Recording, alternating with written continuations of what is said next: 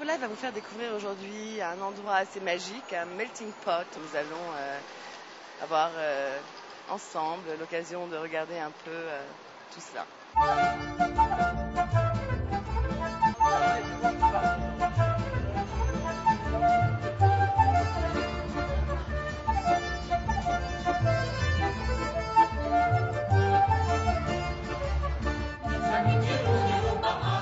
Could you make us a little visit of your place here inside, indoors, and explain us more or less?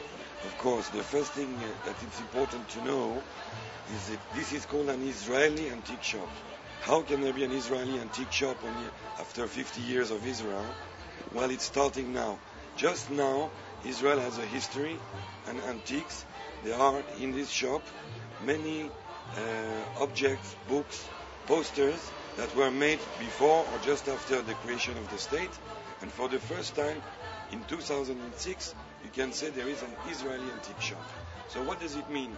First of all, it's nostalgia. Until 10 years ago, you could never hear an Israeli in an antique shop say, oh, this was my grandmother's. That was only in France or in the United States. Today you hear young Israeli says, I saw this at my grandmother's, or say when I was a child I had this object. How is that? How do you explain? Because the country is so young. It just started a few decades ago. But it was very active always, even in the 30s, when the Jews arrived to Israel. They immediately started publishing books, paintings. Art was very active. And today it's the history of Israeli culture. Jack in the Books is a kind of a box of Pandora שפותחת, with all the culture of from France to here in Israel. We start to collect many things of Palestinian, and also we have many books and many things that we bring with us from France. So it's a kind of melting from Herzl to Tintin.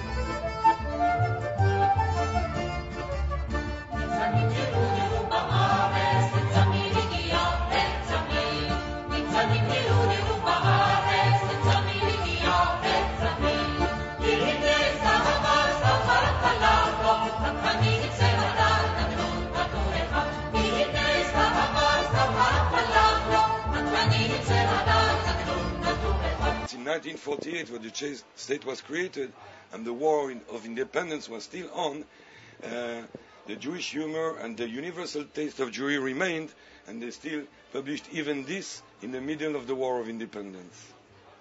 Well, Raphael, thank you very much. We'll come back with a lot of pleasure, and Batzlacha in your new shop. Thank you to Infolive TV. Thank you very much.